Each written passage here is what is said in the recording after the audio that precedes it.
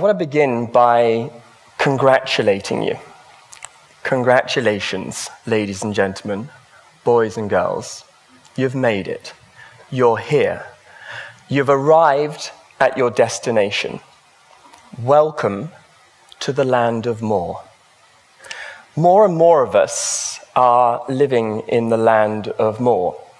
More and more of us are experiencing an unprecedented amount of more than ever before. Never before have we had so much more. Ours is a multiple-choice society in which we get to enjoy so much more of everything. So let's take a closer look. For instance, we have more freedoms, more civil rights, and more democracies. It was in the 1990s, for the first time in the history of this planet, that more of us were governed by a democracy than a dictatorship. Sociologists have noted that some democracies are a little bit more democratic than other democracies. So this is clearly a work in progress. We have more schools, more colleges, more universities, and more chances to enroll in higher education. We have a more varied career path than ever before. Gone is the era of one life, one job, or even a job for life. We have added more years to our lifespan, so much so that many of us get to have 2 or 3 lifetimes for the price of one these days. Anybody here on their 3rd lifetime already, perhaps? Yeah, maybe even their 4th. I mean, it happens.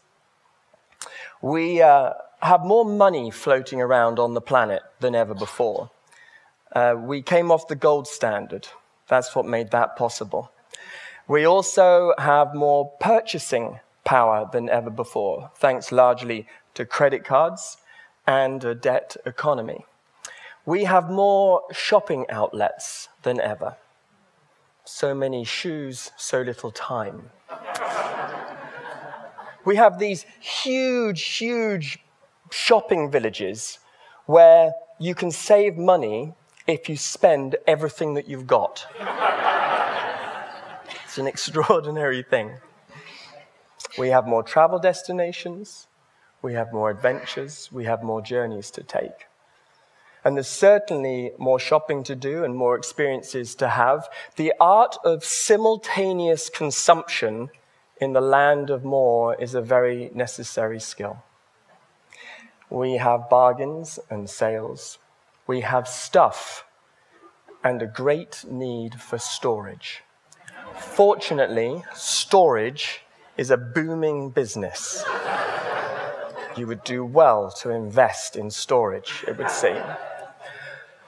I should also add that more of us have greater expectations than ever before. More of us want to live an above-average life, and more of us are actually feeling dissatisfied. We have more TV channels. I remember in the olden days, my daughter Bo once asked me, "Dad, were you alive in the olden days?" And I said no, and then I realized I was. But in my olden days, we had 3 channels, TV channels, and then another one came along. And we all knew it wouldn't work. There was no need for a 4th channel. And the reception wasn't any good anyway, if you remember. And it only went on from about 6 at night till 8, and then we ran out of ideas. We didn't know what else to put on it. But anyway, today we have more TV channels, an average of over 500 channels, and we've got nothing to watch, quite curiously. We've got more and more beauty products, and we're feeling less and less beautiful. And we have more choices of tea than ever before, and we are still thirsty for something. So let's talk about tea. Once upon a time, there was just tea. And it was very straightforward. Essentially, what would happen is a friend of yours would come round, they'd knock on the door, you'd open the door, you'd let them in, they'd say hello, you'd say hello, and then they'd say something like, shall I take my shoes off? And we'd say, no, you're fine. And then they'd say, you're sure? And we'd go, yeah, you better take your shoes off.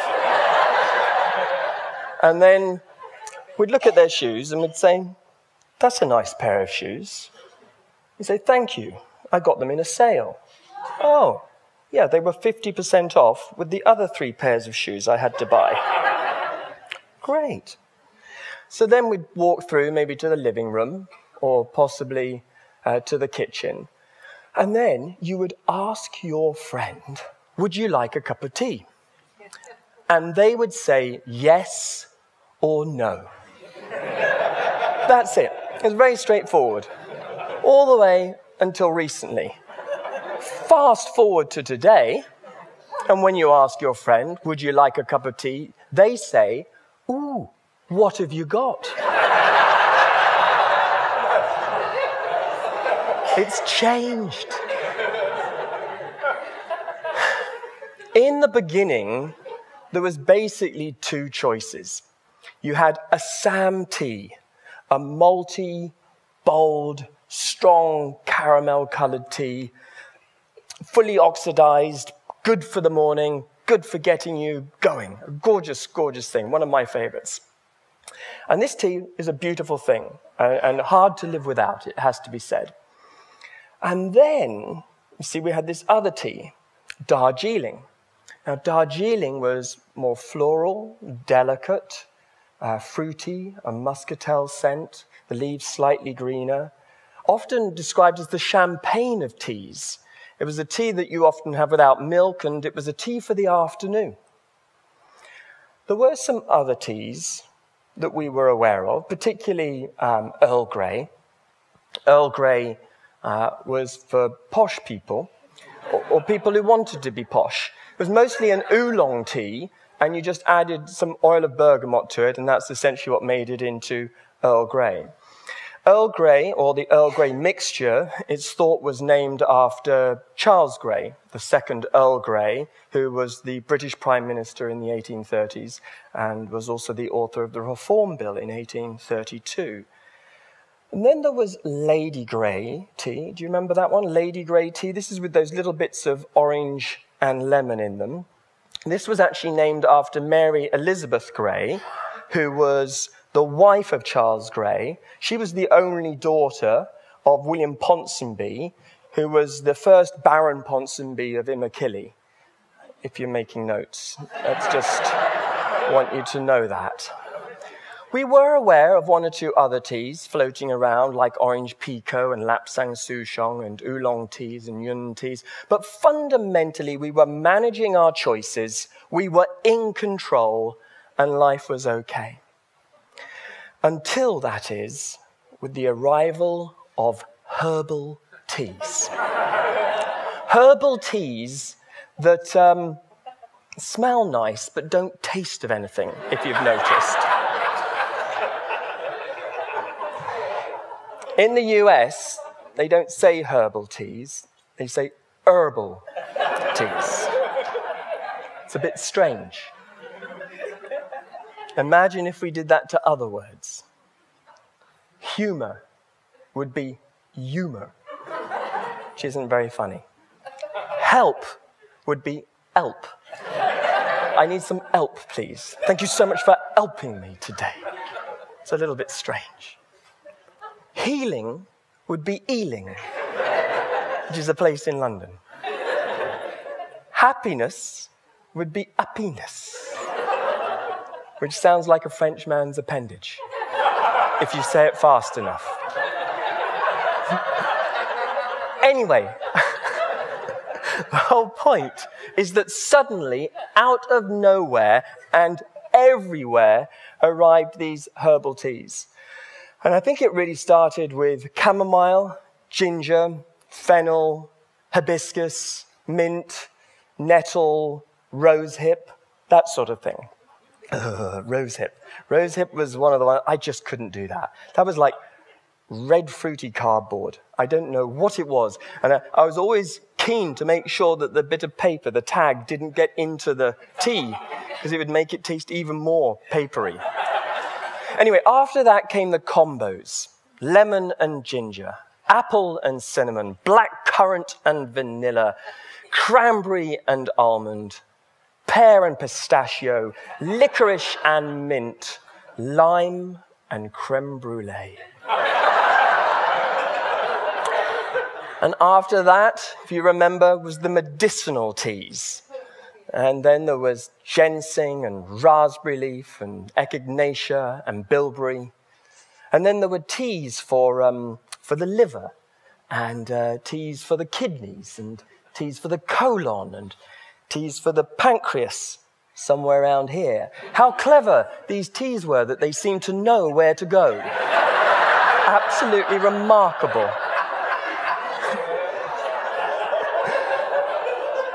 Teas for the head, shoulders, knees, and toes. Extraordinary. Teas for insomnia and stress, and fatigue and allergies and anxiety. Anxiety because we've got so many choices of tea. So you needed something to calm your tension. And then we had the spiritual teas.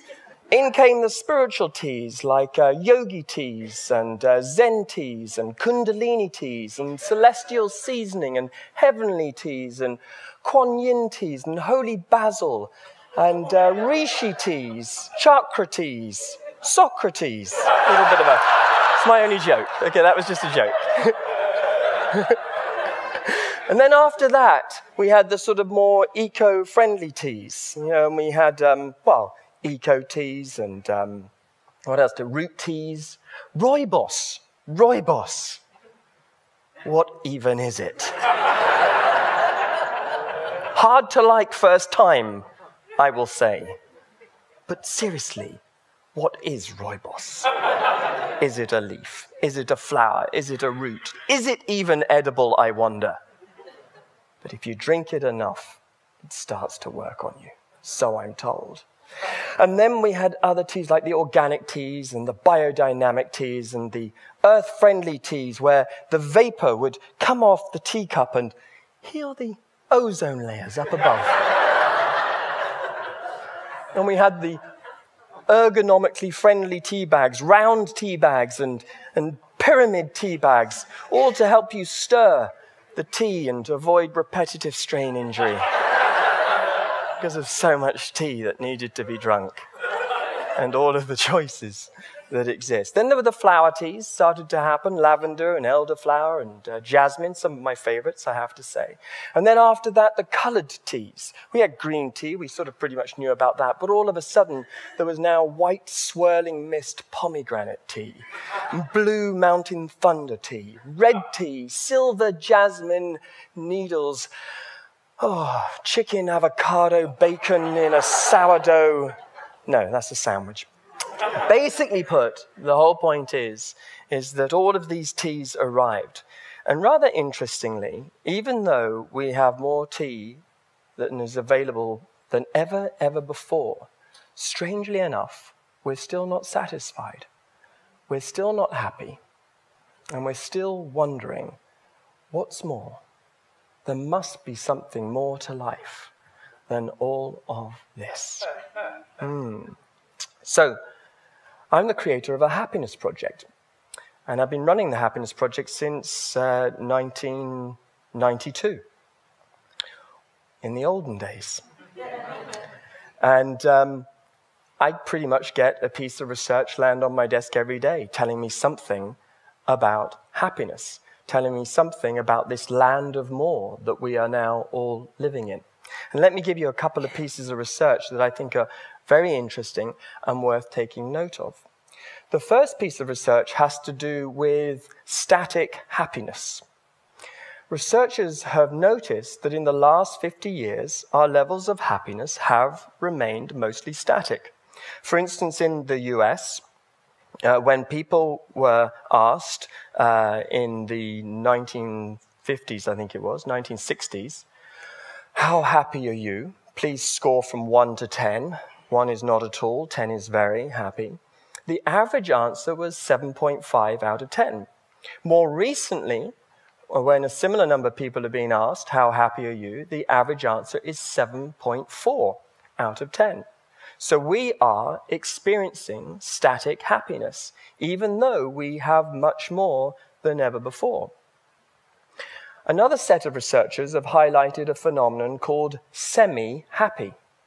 It appears that many of us really are just semi-happy. Now, in the UK, it was in 1957, several hundred people were asked, how happy are you? Not happy, quite happy, happy, very happy. 52% of people said they're very happy. So that's just about 1 in 2 people saying they're very happy. More recently, 37% of people say that they are very happy. So something's afoot here. We're experiencing static happiness, and at the same time, we seem to be semi-happy, even though we seem to have so much more than ever before. In the land of more, I think one of the most important questions we can ask ourselves is, what do I want? Just that. What do I want? When you know what you want, you stop wanting more of everything else. A lady called Anne Valley Fox said, you can never have enough of what you didn't want in the first place. When you know what you want, I think that's the key to happiness.